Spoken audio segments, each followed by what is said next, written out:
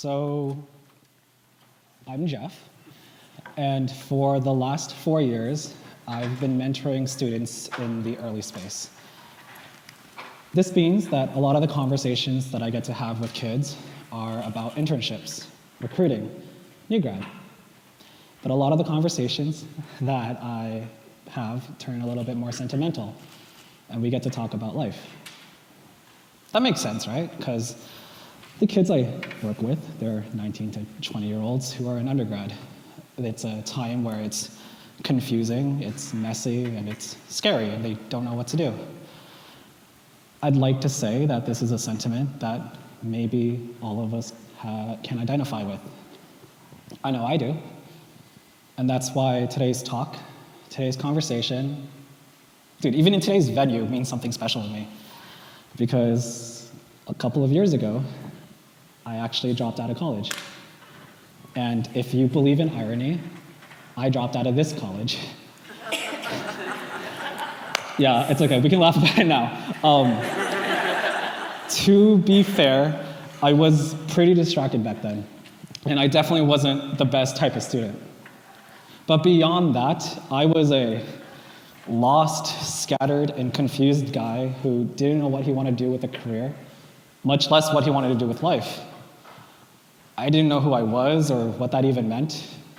And the only thing back then I knew was I knew nothing.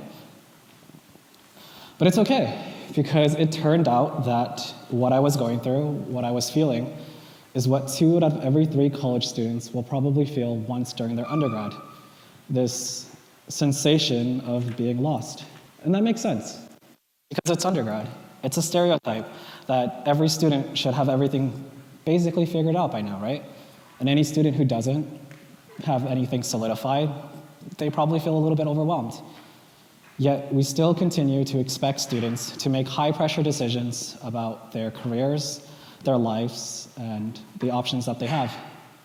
We see this in how 1 out of every 3 college students will decide to change their major at least once because what they had before just wasn't right for them. 10% of these students are probably going to change it 1 more time. And even when they decide to commit to their program and graduate, only 27% of new grads will decide on a career related to that major. To be completely fair to the data, the market is pretty bad. But just for today, I want to open a conversation about what if what is happening is a little bit more sentimental. Let's change the scope just a little bit. Let's say you get into that college that you want. You get into the program that you want. You grab a couple of internships along the way. You graduate, and you get into corporate. On paper, you made it. And by the virtue of your hard work, you should be happy. But this isn't the truth for a lot of people currently in the workforce. If you're in the crowd and you're aligned to healthcare, you should know that nearly half of those surveyed in 2022 reported feeling burnt out and wanted to quit their jobs. If you're in the crowd and you're aligned to tech, you should probably know that 77% of tech workers reported feeling unhappy with their careers. And 58% of those tech workers felt an imposter syndrome during their very first year in the workforce. These aren't attributes of a market. These are issues with identity. Through my work with students, I've often observed that issues with navigating life comes from a disconnect with our identity. What we want to do, where we want to go, who we are, and who we want to be, right? This could be the foundation of why we're seeing, 44% of 20-year-olds now reporting a midlife crisis, and that number has continued to grow compared to the 49% of those in their 30s, I'm old, and the 53% of those in their 40s. But there's no shame in this, because I was one of these many people. Not because of what happened during college, but what happened after. My story continues that I bounced back. I bounced back really well. And despite what I had, I was still in so many ways that lost college kid who sat here feeling lost about life. I should have felt fulfilled by now. I just wasn't. But what I was lucky. I was insanely lucky to have someone, a mentor, to walk me through what I was going through and give me such an overdue conversation. And that talk is the same one I'm going to have with you today. And that talk is about having a North Star. So what is a North Star? It's sappy. It's the essence of who you are and who you want to be. It serves as the why in the things that we do, and it's like a sense of purpose. But above everything else, it's personal. It's something that truly only belongs to you. It's not something someone can really give you, and it's not something someone can really take away from you. They're not goals. I feel as if goals are more like milestones now, things that can be achieved with enough effort and enough time, like a degree, or a career, or a salary. These are the things in life that enable a North Star to be had, whereas a North Star in itself is like a common denominator in the things that we do that results in direction. And it's within that direction that enables us to think a little bit more consistently and allows us to navigate ambiguity with a sense of purpose. This results in definition, and it's my belief that it's with both direction and definition that enables identity. So how do we find a North Star? That's the big question, right? And I honestly think that's the most fun part about being in your 20s, because hopefully, if some of you, it might happen by this talk. For a lot of others on this campus, it might happen at 2 a.m. on the bathroom floor of Odegaard. For a lot of people out there, it might come in the form of boarding passes. And it might even just hit you as an epiphany on a Friday night with your best friends. For me, mine came as a result of this much needed talk. Because in truth, in face of a looming midlife crisis on my own, my mentor told me to slow down, to breathe, and think. To forget about the vanities of a job title and a company name, and just for the moment, allow yourself to forget about adulthood and its obligation. She gave me a chance to reflect on who I am. I want you to think about all the obstacles and hurdles that you've had to overcome to get to where you are today. I want you to think about the burdens that you might still be shouldering that define you.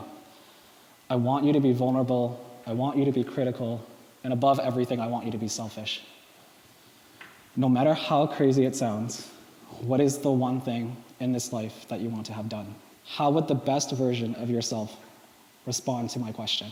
This exercise isn't to pull out a grand romantic answer like saving the planet, even though I kind of think someone here should.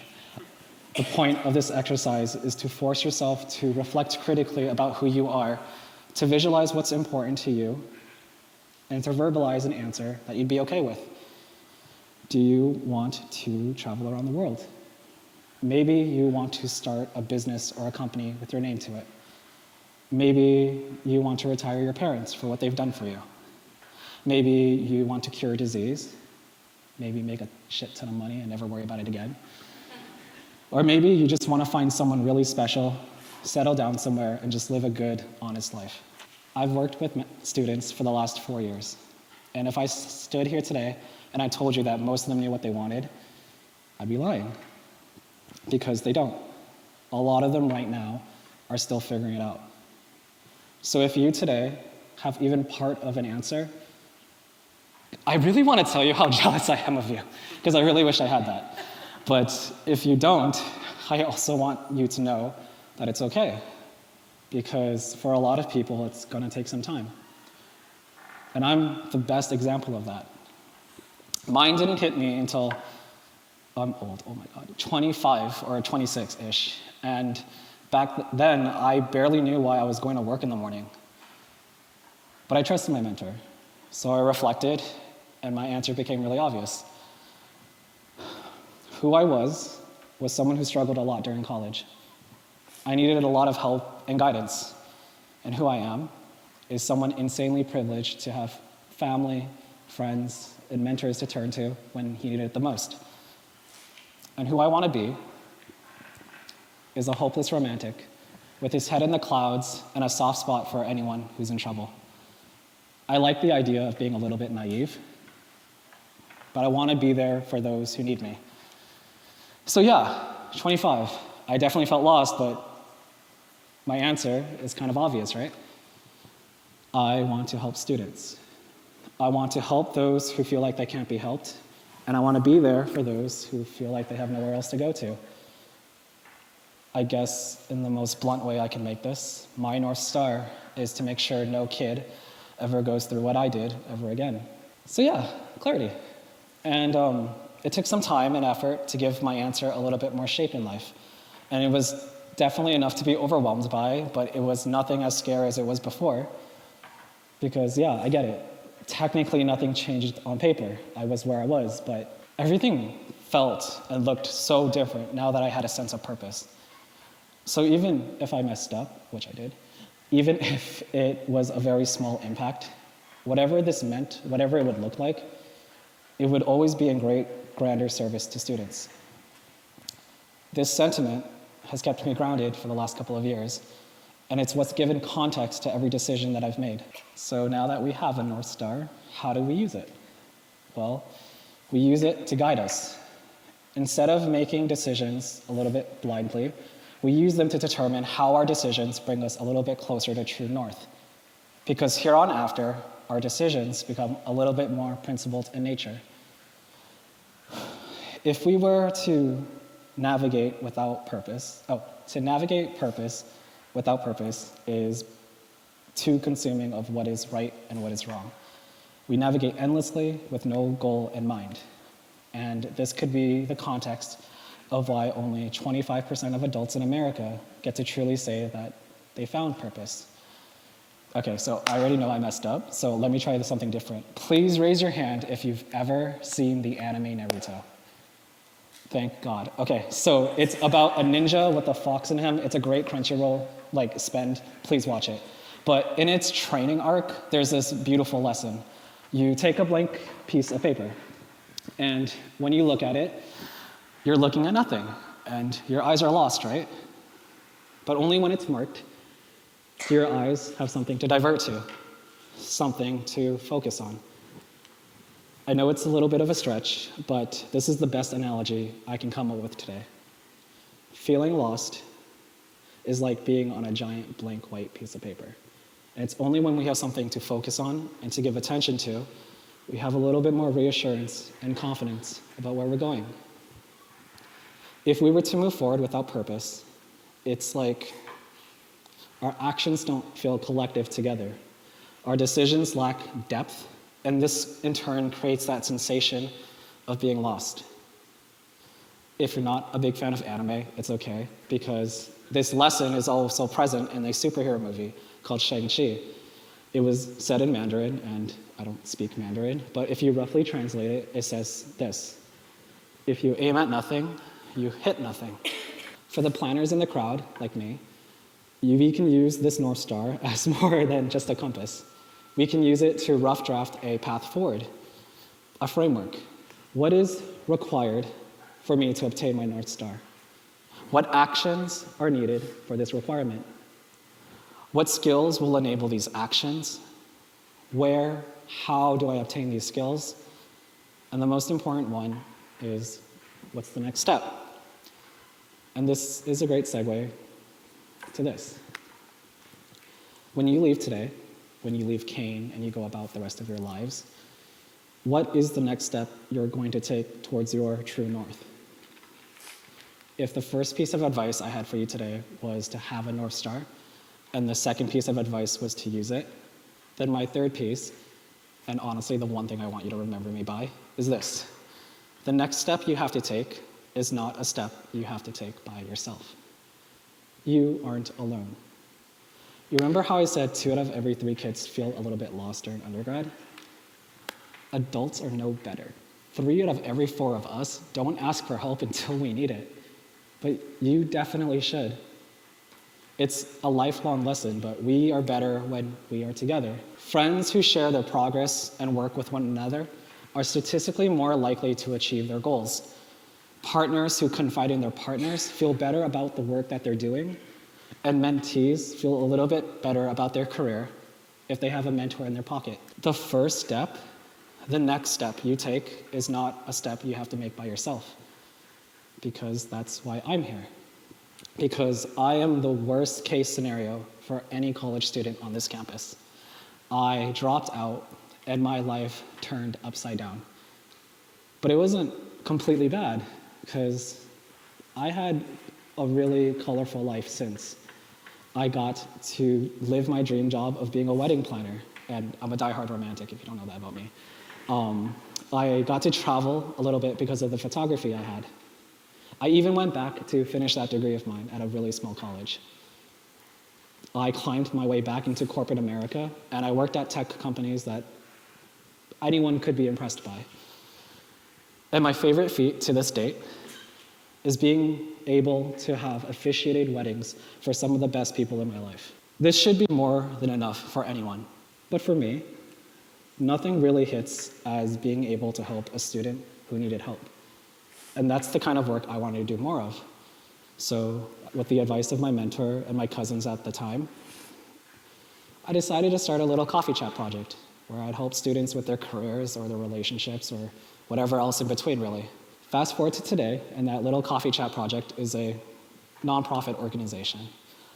We have a long way to go, but we're finally a safe space and community for students to figure out what they want to do and to get a little help along the way. I guess if you're a student in this room today, or if you're a student listening to this, I want you to know that this project of mine is my way of showing you that you're not alone in figuring out whatever there is to figure out.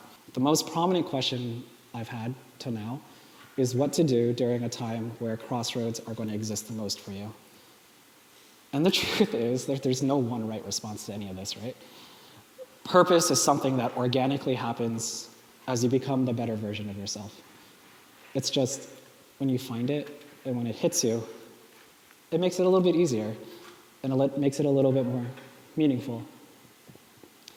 I genuinely thought that the right way to go through my life was to make the most of what I have and kind of improvise on the fly.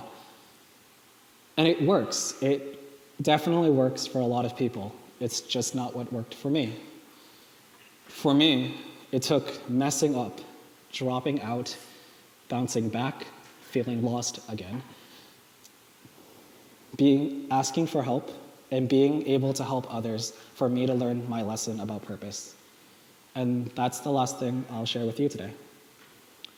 Without purpose, there is no direction. And without direction, there is no definition. Thank you.